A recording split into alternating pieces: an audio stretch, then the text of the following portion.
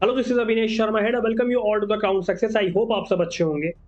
Rajasthan PCS static की series में हमारा ये आज सेकंड लेक्चर है, जिसमें हम राजस्थान के स्टैटिक पोर्शन को, जिसमें हिस्ट्री, ज्योग्राफी, पॉलिटी, इकोनॉमिक्स और प्रीवियस ईयर क्वेश्चंस, जो क्वेश्चंस बने हुए हैं और एक्सपेक्टेड क्वेश्चंस जो बन सकते हैं आगे को, उन सब को डिस्कस करके हम अपनी ये सीरीज चला रहे हैं। ठीक है दोस्तों, सेकंड लेक्चर आज ही हमारा रहने वाला। पिछले लेक्चर में हमने गणेश्वर सभ्यता के बारे में पढ़ा था। आज हम बैराट सभ्यता, बालाथल सभ्यता, गिलुंड सभ्यता, इस सभ्यता के बारे में जानेंगे। बाकी एक चीज और मैं आपको यहाँ पर मेंशन करके चल रहा हूँ कि डेली इस सीरीज से लेकर जो आपको लेक्चर देखने को मिलेगा, वो शाम को करीब 8 बजे तक आपको देखने मिल जाया करेगा। 8 बजे तक हमारा ये लेक्चर आ जाएगा और आप लोग जो है डेली उसको पढ़ सकते हो। ठीक है दोस्तों, चलो स्टार्ट करते हैं आज का हम अपना लेक्चर। और आज के लेक्चर में हम बैराट सभ्यता से स्टार्ट करते हैं। ठीक है, इसके बारे में अगर मैं आपको बताऊं तो ये सभ्यता जो है मत्स्य जनपद की राजधानी है बैराट एक। ठीक है, विराटनगर इसको हम कहते हैं, या बैराट सभ्यता के नाम से जाना जाता है। अब ये कहां पर देखो, बीजक की पहाड़ियों में प्राचीन यानी कि पुरानी मत्स्य जनपद की राजधानी विराटनगर, जिसको आप कहते हो, वर्तमान में इसको बैराट भी कहते हैं, कोटपुतली कहते हैं, बहरोड जिले में। ठीक है, इसमें बीजक की पहाड़ी, भीम जी की डूंगरी, महादेव जी की डूंगरी, ठीक है, इन सब स्थानों पर क्या हुआ, उत्खनन कार्य स्टार्ट हुआ। और ये कार्य जो है ना, पहली बार दयाराम साहनी के नेतृत्व में हुआ। 1936 और 37 का ये टाइम पीरियड रहा है। ठीक है, उसके बाद में दोबारा उत्खनन हुआ, जिसमें नील रत्न बनर्जी और कैलाश नाथ दीक्षित ने अपना मेन रोल प्ले किया है। और इनका टाइम पीरियड 1962 से 63 के बीच में रहा है। ठीक है, और ये सभ्यता विकसित हुई बाणगंगा नदी के मुहाने पर। ये बात हो गई मेन। दूसरा, इसमें जो अवशेष प्राप्त हुए, मौर्यकालीन अवशेष इसमें मिले, जिसमें कि अशोक का शिलालेख मेन है। मध्यकालीन अवशेष इसमें प्राप्त हुए और इसके उत्खनन में 36 मुद्राएं प्राप्त हुई है। मैं आगे आपको बताऊंगा, इससे प्रीवियस ईयर में क्वेश्चंस भी बने हुए हैं। इन 36 मुद्राओं में 8 चांदी की पंचमार्क मुद्रा है और 28 जो है ना इंडो ग्रीक मुद्रा है, जिसमें 16 मुद्राएं जो है राजा मिनेंद्र की हैं। ये समझ में आ गया। और ये जो अशोक के शिलालेख हैं, यहाँ पर 2 स्तंभ शिलालेख प्राप्त हुए हैं। एक आपका बैराट शिलालेख, जिसको आप भाबरू भी कहते हैं, और दूसरा हो गया आपका बौद्ध मठ के अवशेष। ठीक है, ये जो बैराट शिलालेख है, ये आपका बीजक की पहाड़ी पर मिलता है। ठीक है, इसकी खोज की कैप्टन बर्ट ने। इससे भी रिलेटेड क्वेश्चन बना हुआ है, आगे मैं आपको शो करूंगा। और इस शिलालेख के नीचे ब्राह्मी लिपि में 3 शब्द मिले हैं, जिसको आप बुद्ध, धम्म और संघ कहते हो। ठीक है, और ये जो बौद्ध मठ के अवशेष हैं, यानी कि बीजक की पहाड़ी से बौद्ध मंदिर के अवशेष भी प्राप्त हुए, और इनका टाइम पीरियड रहा है 1999। ठीक है, वर्तमान में जो ये 3 शब्द हैं, ये अवशेष मिले हैं, ये कोलकाता संग्रहालय में रखे हुए हैं। ठीक है, ये समझ में आ गया होगा। इसके अलावा बैराट स्थल की जब खुदाई हुई, तो खुदाई में गोल मंदिर के अवशेष भी मिले। और ये जो मृणपात्र है, इस पर त्रिरत्न व स्वास्तिक अलंकार भी प्राप्त हुए हैं। शैलाश्रय यहाँ पर प्राप्त हुए हैं। और ये जो मृतपात्र है ना, ये अकेला शिलालेख है, जिसमें अशोक ने 7 बौद्ध पुस्तकों के नाम लिखे। क्वेश्चन यहाँ पर बन सकता है कि ऐसा कौन सा शिलालेख है जिसमें अशोक ने 7 बौद्ध पुस्तकों के नाम लिए। यहाँ पर आपको कई सारे क्वेश्चन दे देगा, 4 क्वेश्चन के साथ 4 ऑप्शन दे देगा और आपको घुमा देगा। ठीक है, तो कंफ्यूज नहीं होना। मृत पात्र पर त्रिरत्न व स्वास्तिक अलंकार मिले हैं, और ये अकेला शिलालेख है जिसमें अशोक ने 7 बौद्ध पुस्तकों के नाम लिखे हैं। ठीक है, ये भी मान्यता है यहाँ पर कि भीम की डूंगरी के पास महाभारत काल में पांडवों ने अपने अज्ञातवास का 1 साल व्यतीत किया था। आपको ध्यान होगा, करीब जब इनकी लड़ाई हुई थी 1 साल बाद में, तो मत्स्य राज्य पर वो जो है, जो कौरव सेना थी, वो मत्स्य राज्य पर आ रही थी अपना जो है कब्जा करने के लिए, कि मत्स्य राज्य में पांडव छिपे हुए हैं, वहां पर जो है युद्ध की घोषणा कर दो। तब वो वीरन लड़ा वगैरह बनकर, वो अर्जुन का रोल सारा हमने देखा ही है। ठीक है, मत्स्य जनपद। तो ये यहाँ पर ये मान्यता है। अब बैराट सभ्यता थी, बैराट सभ्यता के रिलेटेड जो भी मैंने आपको बताया, देखो जितना भी मैंने आपको ये समझाया है, ठीक है दोस्तों, इसमें क्या है कि बैराट सभ्यता में जो भी मैंने आपको बताया है, मैं बार बार कह रहा हूं, कुछ भी फालतू नहीं पढ़ा रहा हूं। जो पढ़ा रहा हूं यहां से क्वेश्चन बना हुआ है, आगे भी बनेगा। ठीक है, कुछ भी एक्स्ट्रा नहीं है, आप इसको नोट भी कर सकते हो। बहुत ही इंपॉर्टेंट टॉपिक्स है ये, हमेशा यहाँ से क्वेश्चन बना हुआ है और आगे भी आपको देखने को मिलेगा। एक चीज ये रह गई थी कि बैराट की भीमसेन की डूंगरी में एक गड्ढा है जिसमें पानी भरा रहता है, इसे आप भीमताल कहते हैं। ठीक है, भीम ने द्रौपदी की प्यास बुझाने के लिए इस चट्टान में लात मारकर, देख लो कितने पावरफुल लात थी, ये पानी निकाला था। और बैराट जो है बौद्ध बिहार के अवशेष, यहां से भी सवाल बनता है, गौल चैत्य ग्रह, ये भी कई बार पूछा हुआ है। ठीक है, रहस्यमयी शंखलिपि के प्रमाण, बुने हुए वस्त्र के अवशेष, ये सारे मिले। ठीक है, इसके बाद में ये हमने भी देखा ही, गोल मंदिर के अवशेष, मृत पात्र पर त्रिरत्न। अब इसमें जो प्रीवियस ईयर में क्वेश्चंस बने हुए हैं, ऐसे सवाल बनते हैं कि बैराट प्राचीन काल में किसकी राजधानी थी। चार ऑप्शन दे देगा आपको कि मत्स्य की थी, चांदी चेदी की थी, चोल की थी, अर्जुनायन की थी। तो इसका आंसर हो गया आपका मत्स्य वाली। ठीक है, मत्स्य की राजधानी थी बैराट। दूसरा आपको क्वेश्चन बना देगा ये कि दयाराम साहनी, नील रत्न बनर्जी और कैलाशनाथ दीक्षित की किस सभ्यता के उत्खनन में मुख्य भूमिका थी। यहाँ पे भी चार ऑप्शन दे देगा कि आहड़ सभ्यता में, बैराट सभ्यता में, गिलुन सभ्यता में, बागोर सभ्यता में। अब गिलुन सभ्यता के बारे में भी हम आगे पढ़ेंगे अभी। ठीक है, बागोर सभ्यता के बारे में पढ़ेंगे, आहड़ के बारे में हमने पहले पढ़ा हुआ है। तो यहाँ पर क्या इसका आंसर रहेगा, इसका आंसर रहेगा यहाँ पर बैराट सभ्यता को लेकर। ठीक है, कि किसकी दयाराम साहनी किस में आए थे, अभी हमने डिस्कस किया यहाँ पर, ये आए थे बैराट सभ्यता में। इसके बाद में क्वेश्चन बना देगा कि बीजक की पहाड़ी मौर्यकालीन स्तूप चैत्य का एक खंडर है जिसका निर्माण बारी बारी से लकड़ी के 26 स्तंभों, ईंट के चूने के पत्थर से प्लास्टर किए हुए पैनलों से हुआ था। ये कहाँ पर स्थित है, इस तरीके से क्वेश्चन बन जाएगा। ठीक है दोस्तों, इसके अलावा क्वेश्चन बना देगा ये यहाँ पर भी चार ऑप्शन दे देगा आपको, बैराट, तिलवाड़ा, ओजियाना, सोथी। तो यहाँ पर भी आंसर इसका वही रहेगा, बैराट। भीम डूंगरी, गणेश डूंगरी राजस्थान की किस सभ्यता से संबंधित है। यहाँ पर देखो बैराट सभ्यता से। बैराट में पहला उत्खनन किसके नेतृत्व में हुआ था, ये क्वेश्चन इसने बना दिया। ये किसके, मौर्यकालीन सभ्यता के। ठीक है, मौर्यकालीन सभ्यता से भी क्वेश्चन बन जाते हैं कि किस सभ्यता के अवशेष मिलते हैं। ठीक है, किस स्थान से इंडो ग्रीक शासक के 28 सिक्के प्राप्त हुए हैं, ये सवाल इसे बना दिया। तो क्या कहते हैं, बैराट स्थान से मिले हैं। फिर दूसरा, किस स्थान से यूनानी शासक मिनेंडर के 16 सिक्के प्राप्त हुए हैं, ये क्वेश्चन बना देगा ये, है ना। पंचमार्क को लेकर कि किस उत्खनन स्थल से चांदी की मुद्रा पंचमार्क प्राप्त हुई है। किस प्राचीन सभ्यता में अशोक के 2 शिलालेख पाए जाते हैं। 1837 में बीजक पहाड़ स्थित अशोक के शिलालेख को किसने खोजा, ये क्वेश्चन बना देगा। ठीक है दोस्तों, इसके अलावा हमने देखो अशोक के शिलालेख के बारे में पढ़ा भी है, मैं आपको शो करता हूँ।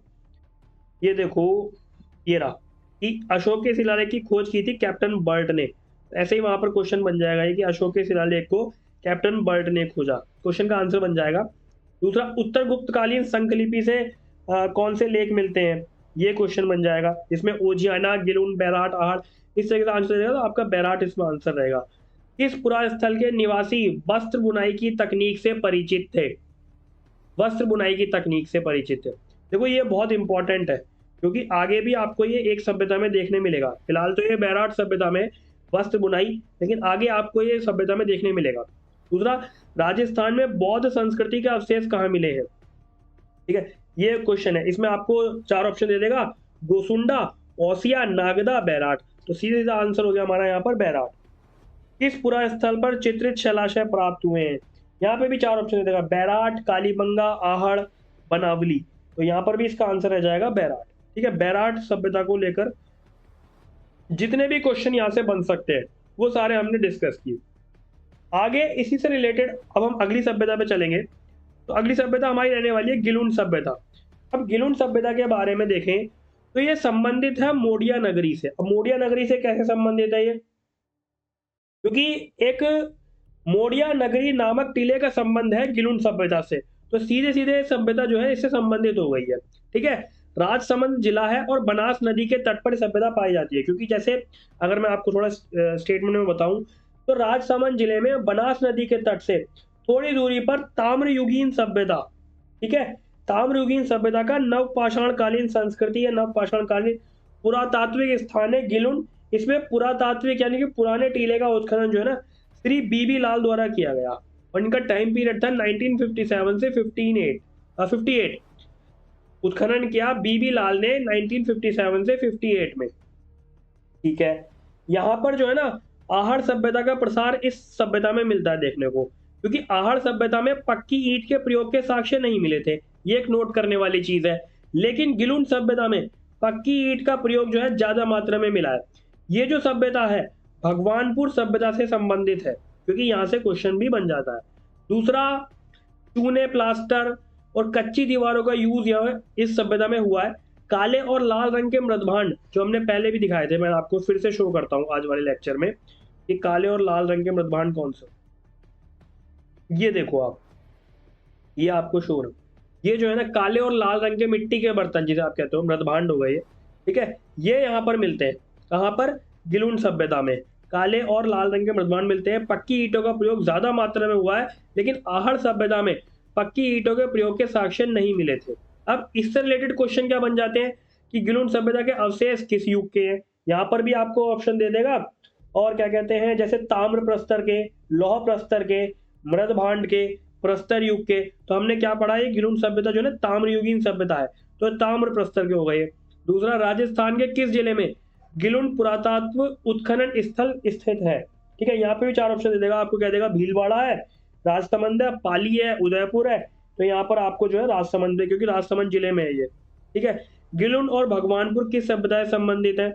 यहाँ पे आपको देखो कोशिश करेगा घुमाने की, आहड़, कालीबंगा, गणेश्वर, बैराट, इस तरीके से 4 ऑप्शन देगा। तो ये आहड़ सभ्यता से संबंधित है।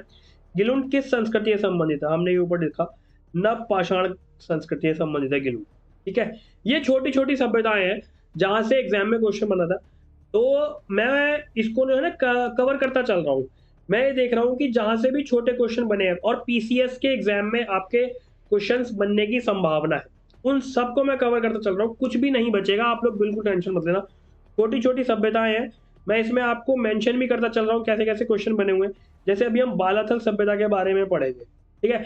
आज की हमारा लास्ट टॉपिक भी रहेगा, बाकी डेली आपको ये छोटे छोटे लेक्चर में बनाऊंगा, और टेंशन मत लेना, सब कुछ मैं इसमें कवर कर लूंगा, बचेगा कुछ भी नहीं, ठीक है। अब जैसे ये बालाथल सभ्यता है, तो बालाथल सभ्यता के बारे में अगर हम देखें तो उदयपुर के शहर जो है ना, वहां से करीब 42 किलोमीटर दक्षिण पूर्व में बेड़ुज नदी के तट पर, ठीक है। और बेड़ुज नदी के पास में एक तहसील है जिसका नाम है वल्लभनगर तहसील, इसमें स्थित ये सभ्यता है। और इस स्थान से ताम्र पाषाण युगीन सभ्यता के अवशेष प्राप्त हुए हैं, ठीक है। ताम्र पाषाण युगीन सभ्यता के अवशेष प्राप्त हुए, और इसमें जो लीडरशिप की है, उत्खनन में लीडरशिप की है, वीएन मिश्र द्वारा की गई है। इनसे कई बार क्वेश्चन बनता है। और ये जो क्षेत्र है, यहाँ से आपके पत्थर की औखली, हार मिला है, कर्णफूल मिले हैं, मृण मूर्तियां मिली हैं, तांबे के आभूषण यहाँ पर मिले हैं, दुर्गनुमा भवन यहाँ पर प्राप्त हुए हैं, 11 कमरों वाला विशाल भवन मिला है। कई बार सवाल बनेगा 11 कमरों वाला विशाल भवन कहाँ से बना प्राप्त होता है? आपका बालाथल सभ्यता से, ठीक है। 11 कमरों वाला विशाल भवन हो गया। और एक चीज, 4000 साल पुराना कंकाल भी यहाँ से प्राप्त हुआ है। अब देखो, कुष्ठ रोग के बारे में अगर सबसे पहले पता चला है ना, तो वो इस कंकाल से पता चला है। और ये कंकाल कितना पुराना है? 4000 साल पुराना। तो कुष्ठ रोग का सबसे पुराना प्रमाण जो मिला है वो यहाँ से मिला है। इसके अलावा शवाधान प्राप्त हुआ है योग मुद्रा में, ठीक है। और एक चीज मैं आपको बार बार कह रहा था पीछे, कि बुने हुए वस्त्र के बारे में आप ध्यान रखना कि आगे भी बुने हुए वस्त्र का यूज हुआ है। कहाँ पर हुआ है? देखो, बैराट सभ्यता के बाद में केवल एकमात्र बालाथल सभ्यता है। कई बार आपको देखो स्टेटमेंट भी दे देगा, वो स्टेटमेंट दे देगा कि किस सभ्यता से बुना हुआ वस्त्र प्राप्त हुआ, केवल बालाथल सभ्यता से, केवल बैराट से, केवल दोनों, इस तरीके से आपको घुमा सकता है। तो आपको ध्यान रखना है कि बैराट सभ्यता के बाद में केवल बालाथल एकमात्र ऐसी सभ्यता है जहां से बुना हुआ वस्त्र प्राप्त हुआ है। और इस सभ्यता में जो जीविका के साधन है, ठीक है, रोजमर्रा की जिंदगी जो चलती है, अपना जीवन जीने के लिए जो कार्य किए जाते हैं, वो कृषि पर निर्भर है, ये पशुपालन पर निर्भर है और शिकार पर निर्भर है। ठीक हो गया दोस्तों, ये समझ में आया होगा। इसके अलावा अब इसमें क्वेश्चन कैसे बनते हैं कि बालाथल सभ्यता का उत्खनन किसके निर्देशन से हुआ है? तो ये हमने ऊपर देखा ही अभी कि वीएन मिश्र के निर्देशन से, ठीक है। और बन सकता है कि राजस्थान में कौन सा प्रागैतिहासिक स्थान है ताम्र पाषाण कालिक काल से संबंधित है? ठीक है, 4 ऑप्शन दे देगा आपको, तिलवाड़ा और बूढ़ा पुष्कर, बालाथल, बागौर। तो आप इसमें बोलोगे कि बालाथल से, ठीक है, ताम्र पाषाण युगीन सभ्यता है ना ये, बालाथल। और पूछेगा जैसे कि पुरातात्विक स्थल कौन सा सुमेलित है, कौन सा सुमेलित नहीं है, जैसे जोधपुरा साबी, कालीबंगा घग्गर से, है ना, ओजियाना खारी से, बालाथल कातली से। तो बालाथल कातली से संबंधित नहीं है, कातली के बारे में अगर कुछ रिमाइंड आपको याद आ रहा होगा तो पिछले कुछ लेक्चर में याद आ रहा है, मैं आपको शो करता हूँ, एक सेकेंड। देखो कातली नदी के तट पर आती है आपकी गणेश्वर सभ्यता, ठीक है, तो यही इसका आंसर हो गया यहाँ पर कि कातली नदी जो है ना बालाथल सभ्यता से संबंधित नहीं है, ठीक है, वो किससे संबंधित है, गणेश्वर सभ्यता से। जबकि जोधपुरा साबी नदी से, कालीबंगा घग्गर से, ठीक है, ओजियाना खारी नदी से, और बालाथल आपकी बालाथल नहीं, कातली नदी जो है गणेश्वर सभ्यता से, ठीक है। इसके अलावा क्वेश्चन बन जाएगा कि दुर्गीकरण के पुरावशेष किस ताम्रपाषाण काल युग से पुरास्थल से प्राप्त हुए हैं, आहड़, बालाथल, गणेश्वर, गिलून। तो दुर्गीकरण ये हमने देखा था यहाँ पर दुर्गनुमा भवन, ये कहाँ से मिला है हमारा, बालाथल सभ्यता से मिला हुआ है। दूसरा सवाल बन जाएगा कि राजस्थान के नहीं कौन सा आहड़ बनास संस्कृति का पुरातात्विक स्थल है जो राजस्थान के उदयपुर जिले की वल्लभनगर तहसील में मिलता है, आपका बालाथल मिलता है, ठीक है। इस तरीके से आपको जब आप एग्जाम दोगे ना तो आप देखना इस तरीके से आपको क्वेश्चन इसमें देखने को मिलेंगे जरूर। चलिए, ये पूरा हमारा आज का लेक्चर था। बाकी मैंने आपसे पहले भी बताया, मैं आज भी अभी भी दोबारा कह रहा हूँ कि डेली आपको शाम को 8 बजे तकरीबन लेक्चर देखने मिल जाया करेगा। और ये सीरीज जो हमारी चल रही है, आप लोग बताना है कैसी रही सीरीज, ठीक है, जरूर कमेंट सेक्शन में बताना। और आप लोग इसके अलावा अगर दोस्तों हिस्ट्री कवर करना चाहते हो तो आप चैनल की प्लेलिस्ट में जाओ और आप ये देखो, हमने एंशिएंट हिस्ट्री और आंसर राइटिंग वगैरह सब अच्छे से कवर की हुई है, आप यहाँ पर जाकर इनको अच्छे से पढ़ सकते हो। बाकी बने रहो आप चैनल पर, अगर आप लोग नए हो तो इस सीरीज के साथ हमारे इस मुहिम में जुड़ जाओ। राजस्थान पीसीएस के एग्जाम तक 2 फरवरी को आपका सर एग्जाम होने वाला है।